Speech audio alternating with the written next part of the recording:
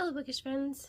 This month I decided for my wrap-up I would film clips as I finished books to make it a little easier to remember them all and hopefully remember everything I wanted to say about each of the books as I finished. Also, my allergies have been so bad, or I've had long COVID, I don't know, but I've had congestion problems and problems with my voice, and so it's easier for me to film 5 or 10 minutes here and there versus trying to do a longer video. So I hope you enjoy the clips, and I'll be back with more books at the end. Hello friends! This is actually my second attempt to film this video because I realized I forgot to say what I was counting my books for the readathons I'm participating in, and it gave me a chance to finish another book. So now I have 3 books to talk about instead of 2. First off, I finished Nemesis by Agatha Christie.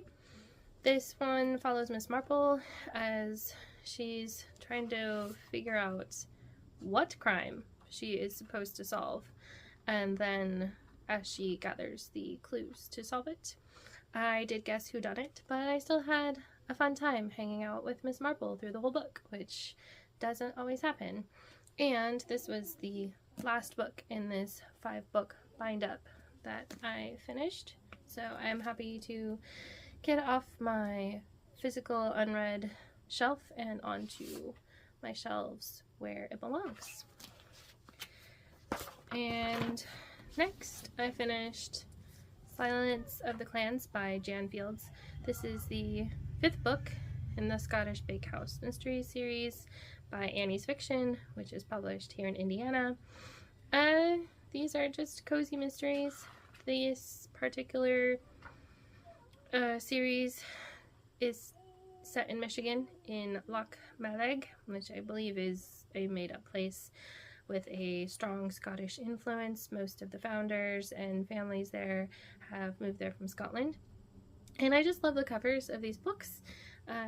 Angus, the Scottish Terrier, he is on all the covers. This one, if you look real close, has thistle wallpaper. And this one follows Molly, one of the owners of the Scottish Bakehouse, as she tries to figure out what's up with these bones that were found in the wall of an old lady's house. And it's a cold case, and it starts out very low stakes. Some things happen later in the book that make it a little bit more high stakes, and it's just what I needed. A nice cozy mystery. Love all the Scottish influences. My grandmother was born in Edinburgh and came to Scotland as a young girl, or came to America from Scotland as a young girl, and this book made me think of her. And it was set in August, and it's currently August. And for this one, for Shoshana Havig's Camp Read More, I chose to count it for treats. It would count for any of them. For S'mores, which is a bookish favorite, I love cozy mysteries, or Hot Dogs, it does have Angus, like I said, in it, and he actually plays a part in some of the events that happen. It is light, don't know if you'd call it refreshing, but I enjoyed it. And for Sunflower Seeds, there are flowers on the cover, but I chose to count it for Hot Dogs because, like I said, Angus played a role in the events that occur in the book. And oh, I forgot to mention Nemesis. I chose that one for duration. It's a novel, so my camping trip is a week long. And for Silence of the Clans, this one for the summer book bingo from Beautiful Minutia. I'm counting it for joyful. The events in the book aren't necessarily joyful, but it brought me joy because I loved all the influence. I love the titles. They're a cliche and they have a Scottish twist, and I love them so much. The first one is The Jig Is Up. The second one is If Looks Could Kilt. And the third one is A Real Threat, and the fourth one is Last and Found. And the next one is Shepherd's Lie. So fun. And the third book I finished was What Happens Next by Christina, I believe it's Nelson, and this one was popping up all over on BookTube this summer, and I'm glad I got to it in the summer because it takes place in the summer. And Faith is asked by Brooke to come find out what happened to Brooke's sister Heather, who was Faith's childhood friend when she stayed with her grandmother for the summer.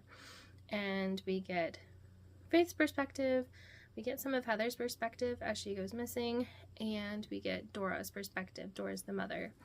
And I think I gave this one 4 stars. I don't particularly care for books where the main characters are divorced or separated, and that was the case with both. Faith is divorced at the very beginning of the book, and Dora, her husband, moves out because Dora is not handling the grief well and is kind of stuck and not giving her family the attention that they need. And it took me a while to get into the book, but I think about the halfway point I really got into it, and I think I read the last 40% of it today.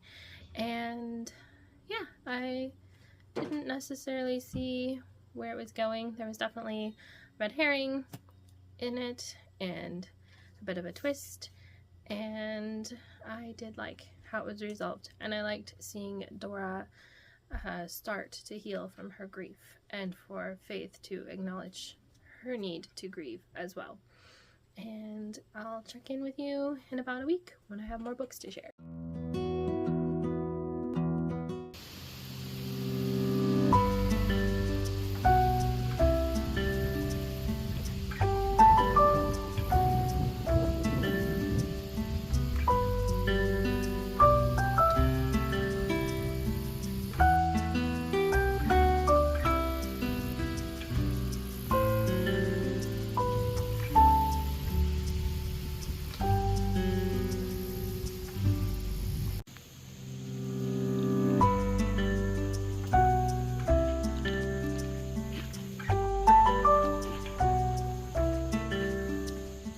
I think it's been about 10 days since my last reading wrap-up. Weekend was so busy, but I did finish 5 books, and I'm going to start with my ebook so I don't forget about it. I finished A Praying Life by Paul Miller. It's a book, nonfiction, about prayer and how to do it better, incorporate it more in your life. It was good for the most part. A lot of personal anecdotes in it that I didn't necessarily feel were relevant to my life, so I ended up giving it 4 stars. I got some good things out of it. And then try to go in order I finished. Book of Dragons by E. Nesbitt. This is a collection of short stories that feature dragons, and some of them are better than others. None of them particularly stood out to me as really good. They are written for a much younger audience and assume that the children reading it are in school, which mine weren't, but I did go to school. And I counted this on Camp Read More for pests, mosquitoes. There were lots of pesky dragons, especially in one of the stories that was basically dragons were everywhere and taking over. And then I finished Homeschool Experiment. I know I kind of hyped this book up to a few people because it's rare to have a book with a homeschooling mom as the main character.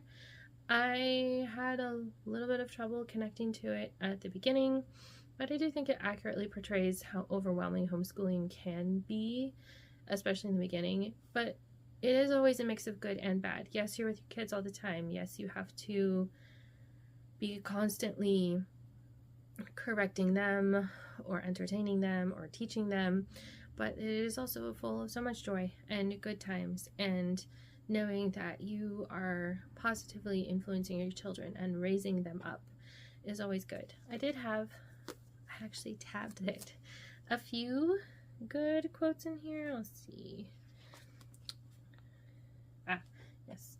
If I teach my children nothing else, I want to teach them to recognize true treasures, not jewels or palatial mansions, but this amazing world God created, the precious people around us, and His eternal truth. For where my children's treasures are, there their hearts will be also. And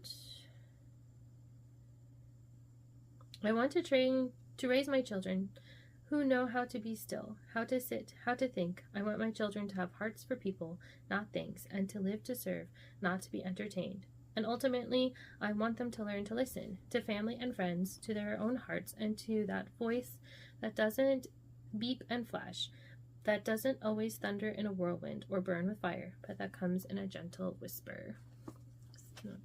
Good quotes in there. I don't think I actually used this for... Nope, I didn't use it for my Camp Read More. But I still really wanted to read it.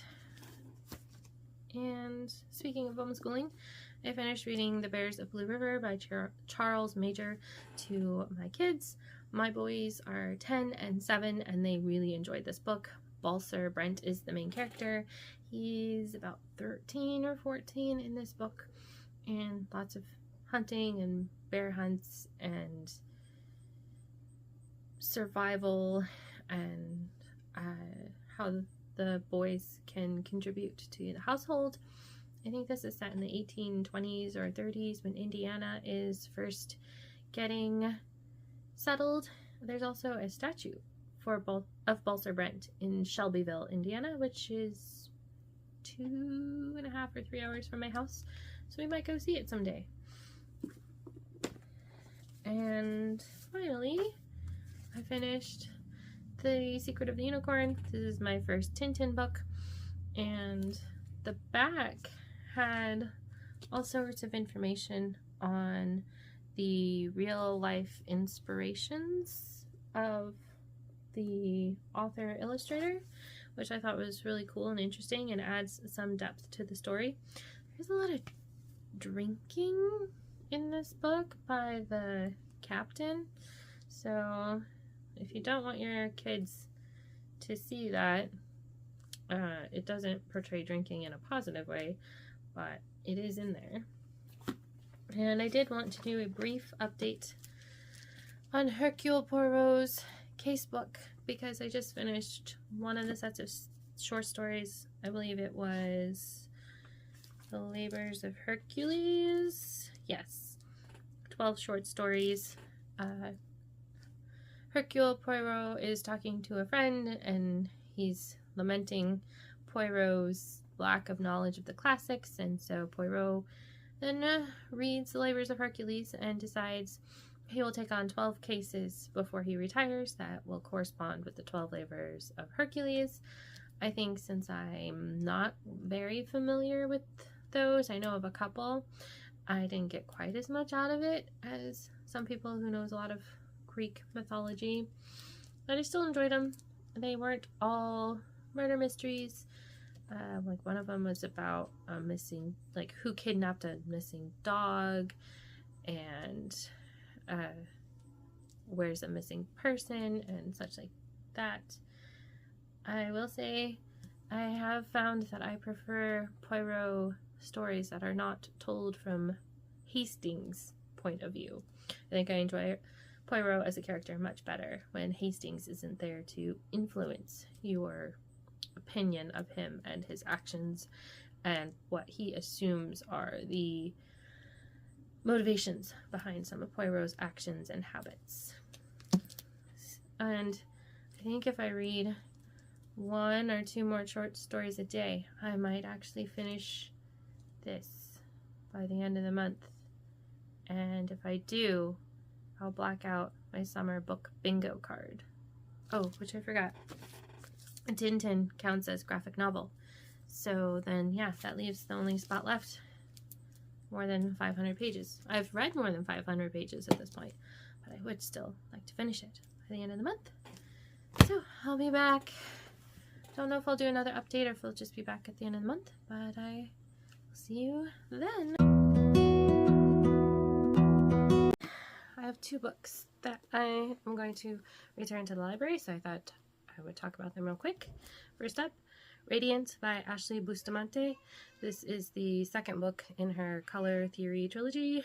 This one, can't say too much about it because it's the middle of a trilogy, but we have the same characters and they are continuing to fight against the ban on yellow magic. They start out living in a cave, so I counted this for Camp Readmore, accommodations, cabin / Motel 6, because living in a cave is definitely rustic living. And then I have Betty Green. This is one of the Christian Heroes Then and Now books. We listened to this one on audio, sometimes during our school days, sometimes while we were on our way to somewhere. This one has flight and airplanes and how those can be used to support missionary work around the world. This one did get a bit sad because it talks about Nate Saint, and he was murdered by natives while doing missionary work, and it was the first time my kids realized that missionary work is not always successful or has major setbacks, and that people can die while trying to reach others for Christ. So I think we gave it 4 stars. My kids don't like it when there's sad parts, but it is important for them to learn about that. I'm going to try something different. Try filming when my kids are asleep. See if this works out a little better. One book I finished and one book I just really want to talk about. So I'm going to talk about those. First, I finished The Berlin Letters by Catherine Ray. It is historical fiction set during the Cold War. There's 2 timelines. One starts in 1961 with the wall going up, and we follow Harris Volker. I'm not entirely sure how to say the German name. He goes from being the mouthpiece of propaganda for the newspaper to sending coded letters. And in 1989, we follow his daughter Louisa as she is a code breaker for the CIA. She mostly works with World War II old stuff, but one of her coworkers asks her for help one day on a batch of letters that she calls the Berlin Letters, and Louisa sees the original envelope and she remembers her oppa getting a letter with the same symbol on it.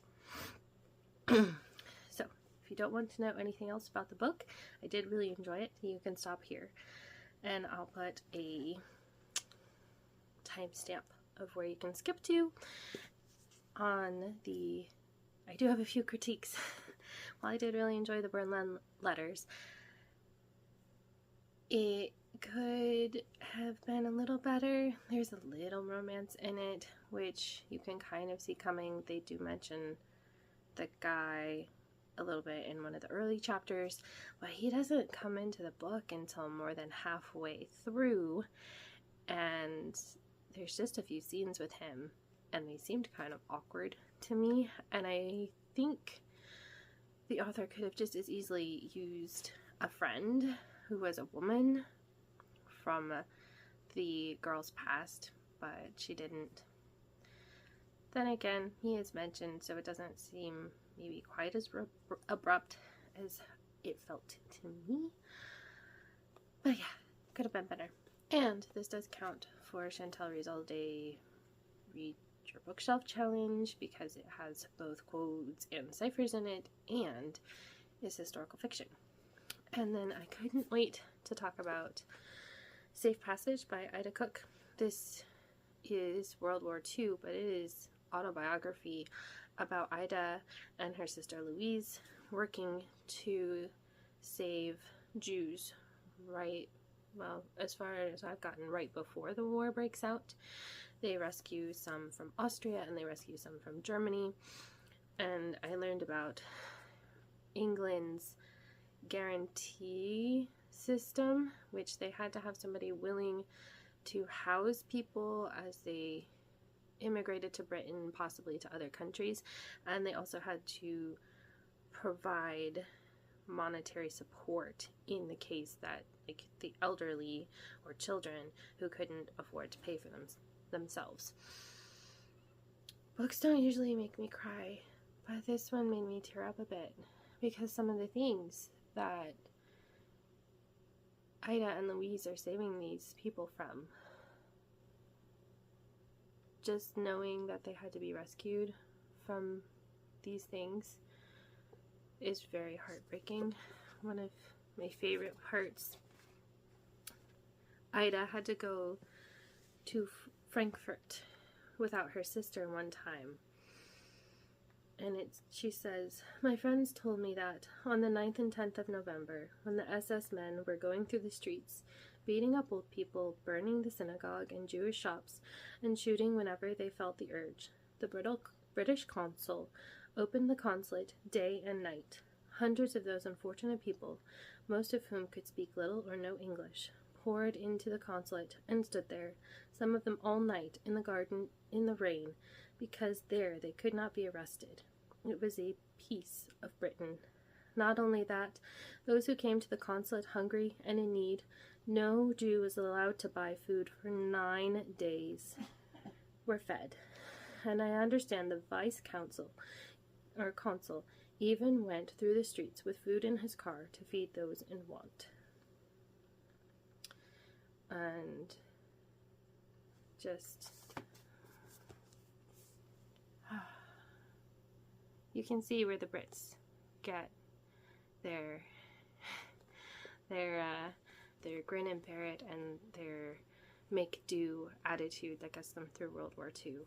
And I'm about a little more than halfway through this book, and I just get goosebumps listening or reading some of these stories, and I will definitely update more when I finish the book, but I just had to talk about it. I couldn't wait. Alright, I'll be back later with another update. It is now September, but we were visiting my husband's family for a few days, so this is the first time I've had a chance to do any filming, and I thought I would go over the last 4 books I finished in August. I'm actually going to start with my ebook before I forget it, and that was The Unlikely Yarn of the Dragon Lady.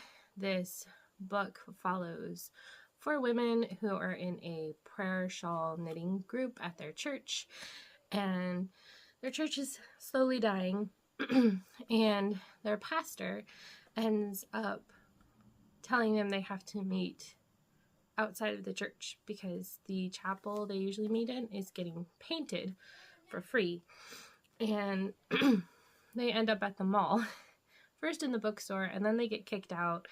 And so then they end up in this seating area outside Macy's. And I really enjoyed it. It definitely had character growth and all the faith elements I like to see, except one of the major characters ends up having these conversations with God. And it seems like it's kind of audible, and that's not really something that I think happens, and it made me uncomfortable, and it does drive a good second half of the book. So I took off a star for that, but otherwise it was 4 stars, and just a tiny romance with one of the characters. Felt natural and wasn't really a major part of the story as a whole. So I gave that one 4 stars. I need some water.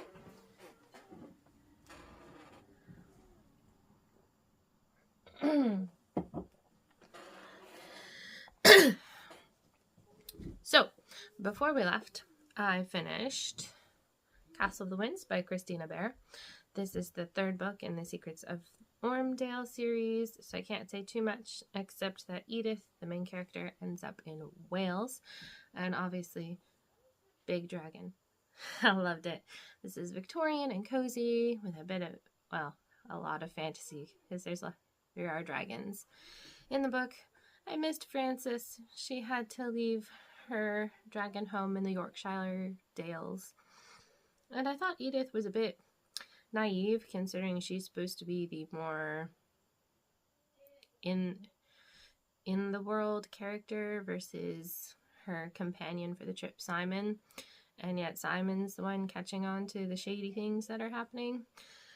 But I still really enjoyed the book. I still gave it 4 stars, and I'm still going to pick up the next book in the series, and I think the last one is written but going through edits, and it should come out by the end of the year. So this is an indie author. I really hope you'll give her a try. And before we left for our trip, in the midst of packing, I finished Hercule Poirot's casebook. This took me about a little more than 2 months to read. It's 883 pages. And I finished it. And I even reread the last story because I had read it in a different short story collection. Yeah, I still hold to I prefer the short stories without Hastings as a narrator. I think Poirot is easier to swallow in those ones, and his quirks are not as glaringly arrogant or out of place. I do think that the order of these short stories was very weird, because in the middle of the book with the Labors of Hercules, you have a character that came up in a previous case as one of the major characters in the short story, but that short story is the one with the character is the last one in this book, and it is the one that I had read before, so I knew who she was, but anybody else reading this would not. So I thought that was weird. Overall, I gave it 4 stars. Some of them were better than others. Yeah. And finally, on the last day of August, I started and finished Greetings from Next Door by Shatona Havig. It's technically a Christmas novella, but it was hot that day, and I wanted to read something cool. And it does start in October, so it covers a few months. And this one, it's kind of a battle of the wills between neighbors.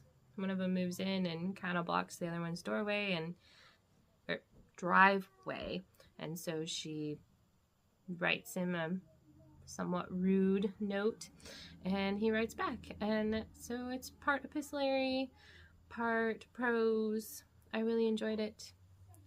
I might read it again during the Christmas season, and I hope you'll give it a try. Oh, I just realized I forgot for Camp Read More that Shatona, actually the author of the last book, is doing, or was doing, for the month of August. And I used Castle of the Winds for my setting for mountains because they take place in the Welsh mountains. And for Hercule Poirot's casebook, I counted this for entertainment for fishing because a book with something you can catch in it. I consider catching bad guys, murderers, poisoners, thieves, to be something you can catch. So I did end up doing all of them. For setting, I did Mountains, Castle of the Winds. For shelter, I used Radiant by Ashley Bustamante. For Cabin or Motel 6, a book featuring rustic living or vacationing, but not primitive or mobile, because the first half they live in a cave. For your weather, I used What Happens Next by Christina Nelson. For cold, a chilling mystery. Your pests, I chose The Book of Dragons by E. Nesbitt. For mosquitoes, a book where there are lots of pesky bugs, or people, or in this case, dragons, especially in one of the short stories. There were lots of pesky dragons, all over, all sizes. For treats, I did Silence of the Clans, hot dogs, because there was a dog in it, and he played a part in some of the events of the book. And as I said, for entertainment, Hercule Poirot's Casebook. For fishing, a book with something you can catch in it, because he was catching criminals. And for duration, I use Nemesis, also by Agatha Christie, for a week, or a novel. And I'm sure you can hear my kids in the background of this clip, but they were in the car for a long time yesterday. And yeah, let me know. Did you read anything especially good in September that I should add to my ever-growing Goodreads TBR? And I hope you can get some reading in today. Happy reading!